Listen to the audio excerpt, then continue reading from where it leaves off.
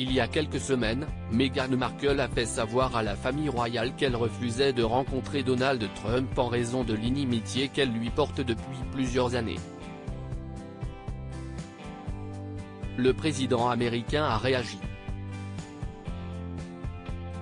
En juin prochain, à l'occasion de la 75e commémoration du débarquement de Normandie, Donald Trump et son épouse Melania effectueront une visite d'État en Grande-Bretagne.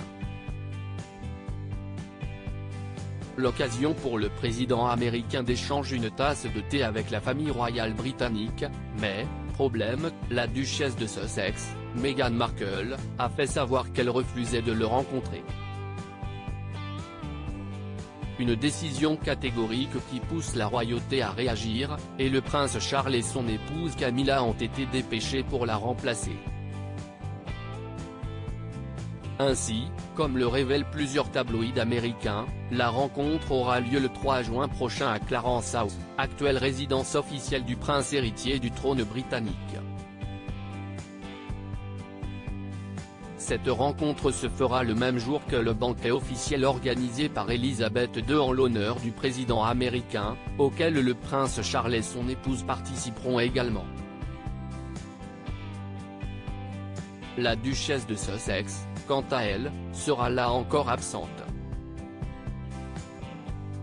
C'est la première fois que Donald Trump et Charles échangeront puisque lors de sa précédente visite d'État britannique, le président avait échangé avec la reine à Windsor.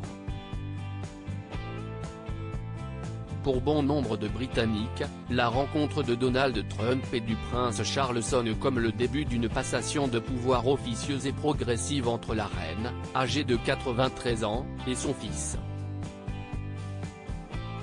À l'heure actuelle, le prince est le seul capable d'accueillir un chef d'État en visite, a jugé une source royale, qui a fait savoir que la reine, en raison de son âge avancé, tenait à se ménager. Donald Trump misogyne. Meghan Markle avait fait savoir il y a quelques semaines qu'elle refusait catégoriquement l'idée de rencontrer Donald Trump et son épouse Melania.